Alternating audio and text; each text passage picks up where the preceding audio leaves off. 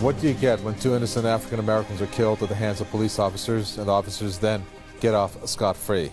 Well, in the United States, protests, possibly civil unrest, and in the case of New York City, an African American who may have, in an act of revenge killing, to have killed two NYPD officers. Meanwhile, another police officer has been killed in Florida. In this edition of the debate, we'll discuss the protests in New York, its mayor under fire, and whether the U.S. as a whole will continue experiencing protests against police brutality and unjust judicial system when it comes to African Americans. Saturday, NYPD officers Wenjang Liu and Rafael Ramos were ambushed and shot to death while on patrol in Brooklyn, New York. According to police reports, the assassin was Ishmael Brinsley, a man with a criminal record and history of mental illness. Representatives of the New York City Police Department have blamed the anti-police brutality protesters and New York City Mayor Bill de Blasio for the incident, saying, quote, "The blood is on your hands." New York City Mayor Bill de Blasio, along with other elected officials, has called for an immediate halt in protests against the NYPD. At an atrium near Wall Street, leaders of the largely peaceful anti-police brutality protests in New York City gathered to plan their next move. Samumba Sobokwe, a leader of the People's Power Assembly, says activists have no intention of halting the demonstrations. We, assert our right to freely assemble and protest and fight for our rights. So that's not going to stop. And in respect. Sobokwe says he blames the culture of violence from the NYPD for the incident, not the peaceful protests. We feel that they have created a culture that has led to the deaths of Eric Garner and Kylie Gurney, Kamani Gray, Romali Graham, and many others, not to mention the two officers that was killed. So if any blood is on anyone's hands, we would say that it's on Bill Bratton and Pat Lynch for creating and allowing an atmosphere and culture of violence to permeate New York City. Protesters fear that the current atmosphere could be utilized for a crackdown and that extreme acts of repression could soon be unleashed on anti-police brutality activists. In the following days, protesters intend to shut down Fifth Avenue, an important roadway in the center of Manhattan. Caleb Maupin, Press TV, New York. Joining us for this edition of the debate, we have chairwoman of African People's Solidarity Committee, Penny Hess, who joins us from Tampa, and also former U.S. intelligence officer Bob Ayers, who joins us from Somerset. I'd like to welcome you both. Bob Ayers, I'll start with you. Now, experts at this point have concluded that this gunman in New York may have used the Garner and Brown cases to justify the two police killings. Your view on that and the possibilities of this trend to continue? Well, since the man has already been identified as being psychologically unstable, it's very hard to understand what his logic is. However, given the current high levels of emotion in New York right now, it wouldn't be a long stretch of the imagination to assume that this man went off and killed those two police officers in what he perceived to be an act of revenge. Well, Ben Hess, let me ask you this. New York is broken because of this. We've seen the protests that have happened, and these protests are set to continue. People are adamant on going out and expressing their views. And even though the mayor has come out asking people to stop, the mayor has been criticized for his handling even by the previous mayor, and the people at this point are disconnected from the police. And they think that maybe this may lead to the police, if it hasn't already, to turn against the people in terms of the force that they can use against the people. Do you see that being a repeated occurrence? Yes, I do. And I think that, I believe that oppressed peoples have a right to resist and protest their oppression at all times and in any situation. And this is not a situation where the system is broken. This is how America was formed. It was built on violence. It was built on slavery. It was built on kidnapping an entire continent of human beings from their land and turning them into commodities and bringing them to the United States to work for free, which built the basis of this economy. It's built on genocide against the indigenous people. It's built on colonial wars and wars of occupation and exploitation around the world. This is the DNA of America. It's not broken. That's why the police actions in the African community are actions of a colonial state, no different than what the U.S. is doing in Afghanistan or what the illegitimate settler state of Israel is doing to the Palestinian people on their own stolen land. This is what we see inside this country. We have two Americas, and there is an oppressed community. Bob Ayers, a well-informed, obviously, a guest that we have there. Obviously, she's not mentally ill, as you said this particular person was that killed these two NYPD officers. However, she covered a wide gamut of frustrations that perhaps Americans have against their own government. Now, her statement, in a country within a country, a United States within the United States, are we looking at frustrations to this extreme that may lead, combined with what African Americans are feeling, to violence and protest that some are saying may even go into the civil unrest territory? One of the things I'd asked all of us to try to understand is, although I have no problem at all with people protesting, and the protests against the New York police are very, very loud and very large, the question that I do have is, what is it that the protesters want to achieve? Do they want the police to become nonviolent? If so, how will they judge when that happens? What is it they want to accomplish, and what are the metrics whereby the protesters will determine whether or not they've accomplished that? What we've got is we've got a lot of emotion, but no objectives that are discernible. Well, let's ask our guest on top of that. Penny Hess, what do the protesters want to achieve? Well, you know, I just want to say, first of all, that the violence is perpetrated by the state. The oppressed people face these conditions every single day and are struggling against it. And I work in solidarity with the African Liberation Movement, led by the African People's Socialist Party and the Uhuru Movement. What the Uhuru Movement is calling for, and many others, is black community control of the police, the right of the African communities to hire, fire, and be able to discipline and determine what the armed forces inside their community does, and even make it look different so that the police are there to help people, not kill people, which we see happening every single day in this country. Bob Ayers, let's take a look at what Police Commissioner Bratton has said. My first 10 years were around this type of tension. Who would have ever thought, deja vu all over again, that we would be back where we were some 40-odd years ago? Are things that bad right now? I don't think that things are that bad, although we are seeing a great deal of what I'd call a professional agitation. One of the things that I find interesting, and at least the other guests' statements, that what they want is to have black officers elected and under control of black communities. Now that sounds like a very fine objective. However, if you extend the analogy further, are we going to have Italian police officers in charge of Italian sectors? Are we going to have German police officers in charge of German sectors? Catholics in charge of Catholic sectors? Jewish police in terms of Jewish sectors? It's not a workable solution. But Bob Ayers, from what I understand, African Americans. Go ahead. If you have a comment, Penny Hess, go ahead. Yeah, I mean, of course it's a workable solution. It's something that has been struggled for and done. The African community is not the same as different sectors of the white community because the police don't function in the same way in our community as they do in the African community. And I just want to say that when somebody says things are not that bad, things are horrible, the conditions are untenable and incredibly violent against the African community every day. People are fed up. The black community mothers and fathers have to worry every day about whether their children will come home from school, whether if somebody goes to the grocery store, they'll come back alive.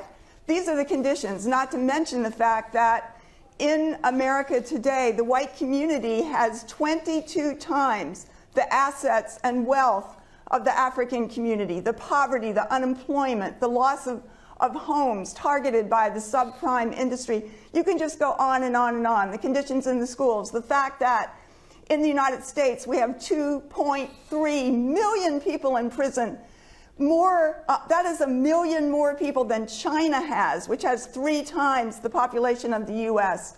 The people in prison are 75% African, Mexican, and indigenous. This is the conditions that people face. This is Afghanistan. This is everything the U.S. is doing around the world. It's doing right here in front of our very eyes. And those of us from the white community who want to take a stand against war and for peace, we have to start with this war that's going on right in front of our eyes right here and take a stand against that. Quick time out. Let's explore some of those statements a little bit further. The white community has 22 times the resources or the assets of the black community. If indeed the objective of the black community is to create their own police force, and I would assume with their own patrol cars, their own radio systems, their own training programs, their own police colleges, their own police retirement programs, how is the black community going to pay for it, given that they don't have the money to accomplish all of those things by themselves? It sounds to me like what this lady is advocating is that the black community is going to be a part, except the white people are going to have to pay for it. Okay, I know you have a response to that, Penny Hess. Please hold on to your thoughts. We're going to take a listen to some viewer comments. I can see your reaction coming, but hold on. We're going to take a listen to some viewer comments and come right back to the debate.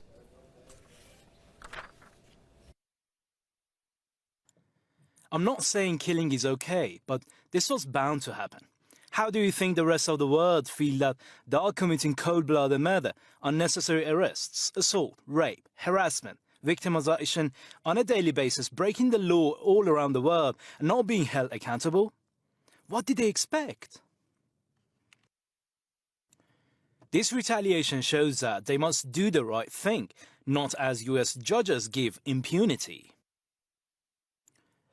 Gotten away with another false flag to stir up the masses. Every last American police officer needs to resign immediately, gather up their families and leave for a safer place. Let the thugs police the country. Let the innocent do-nothings take care of things. That is justice. Then you all will be begging police to protect you, to which they will say, "Ha ha, too bad, so bad." These murderous racist hate crimes committed against a Latino officer and an Asian officer signifies the downfall of the country. What goes around, comes around. Who kills by the sword will die by the sword. Payback time. No justice, no peace. The killings signify poor relationship between the police and the public. The African Americans have had enough of the white cops getting away with it. The sooner the U.S. understands that regardless of courts, the wronged will get their justice, the better it will be. A lot of your comments on the topic of this debate. All right, Penny Hess, your reaction. Bob Ayers said that the African community maybe doesn't have the money to pay for their cops. It's the white folks that have to pay for it. What do you think? Well, I would say that, African people labored for free and had stolen labor for hundreds of years in this country, and reparations of about $4.1 trillion at least are owed to African people.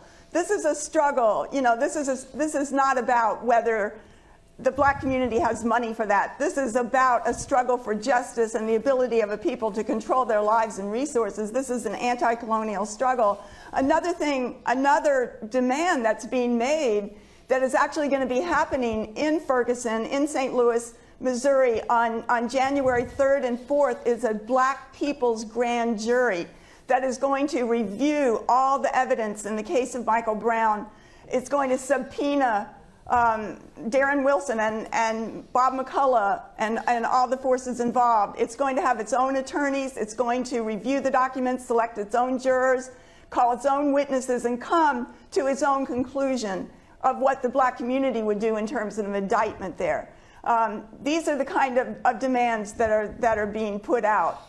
That this shows that it's not a question of simple racism inside the United States. We have colonialism here, just like the United States, and imperialism operates colonial oppression and occupation all around the world. It goes on inside this country. we can look at the indigenous population. This is their land. Yet they are the most impoverished people on this land now. Their land has been taken away from them, and they're stuffed in concentration camps called reservations.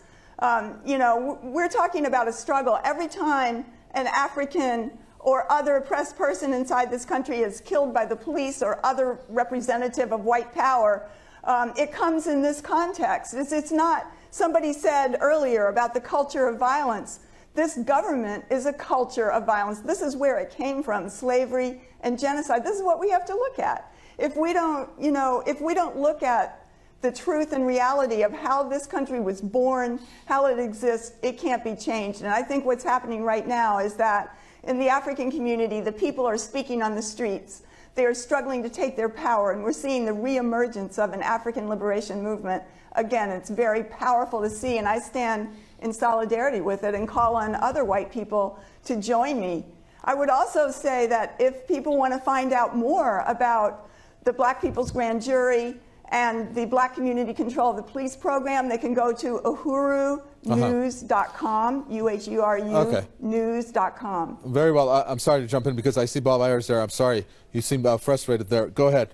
Well, I am. This was supposed to be a debate, and all we're having is speeches being made, and we're not debating the fundamental underlying issue, which is the protests in New York. Colonialism is interesting. The history of the United States is interesting, but it's not germane to the debate topic before us. Now, let's focus on what the debate topic is.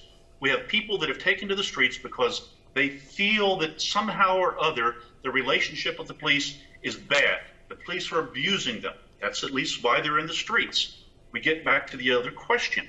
How do they want to improve this situation? Not revolution, not revisit the history of the United States, but how do we improve the relationship between the Black community and the New York police? Telling all the police to go home and hang up their bags is not a solution. What is a legitimate, viable set of steps that can be taken to do this? Separation, having independent Black judicial systems, passing judgment on anything they don't approve of, doesn't solve the underlying problem. The United States is one country. Now, whether they're Blacks, whites, Latinos, Chinamen, it's one country. We have a problem in a part of the country now. How do we solve that? And rhetoric doesn't solve it. Well, how do we solve it? First of all, I don't think we talked about a Black judicial system or having African Americans to rule over that. We just heard your other guests talking about having Black grand juries and Blacks reviewing cases that have already been reviewed by the Yes, there is going to be a Black grand jury. There's going to be a Black grand jury. I mean, the fact is that there's not one justice system in this country. The justice system does not serve the Black community and the African community. It doesn't. It locks people up for things that white people don't even get arrested for. This is the reality. There's two realities. It's already there. It's already there, and people who are oppressed and colonized inside this country want to take control and power over their lives so that their children aren't shot down every single day by police who are guarding the interests of a white power Wall Street banking system that benefits a tiny minority of the world's population. Just guarding the interests of the Wall Street guys. Come on, get real. This is not a podium to stand up on and espouse your personal views. Everything that I am talking about is historical record. It isn't a debate because this is the reality of this country. It's not the reality. People have a right to be free. And what we see inside this country right now, reflects the kind of resistance that's going on all around the world. It is childlike. We see it in Egypt. We see it. We see the same kind of. We see people resisting everywhere. Yes, we do. Some of them are serial killers. This is why we have the crisis of imperialism, which resist the police. You represent. Come on. No, this is a very serious period in which all around the world the people are struggling for control over their own lives, for self-determination, for the right to have the U.S. out of their lives. Fantasy world. What do you think is happening in occupied Palestine right now? Well, that solves the New York police problem. Let's occupy Palestine. That solves it. That gives a clear insight into your reality view. You know, there's unity. Actually, You know, the Palestinian people actually sent their solidarity with the people struggling in Ferguson over the last few years, few weeks, few months since the killing, the police killing of Michael Brown. I got to jump in, unfortunately. We could put that as part two. We could put the Palestine issue and make a comparative analysis with protesters as part two of this debate. We could. We just don't have the time, unfortunately. But thank you very much, Chairwoman of the African Peoples. It really It is, mirrors Penny Hess. what's here. Thank you. I'm sorry to cut you off. Chairwoman of the African People's Solidarity Committee, Penny Hess from Tampa. We'll definitely invite you back. And, of course, Bob Ayers, thank you for your comments from Somerset. He's a former U.S. intelligence officer. Thanks for tuning in to another edition of The Debate. From me, Kaveh Tafway, and the entire team in the capital, Tehran. It's goodbye.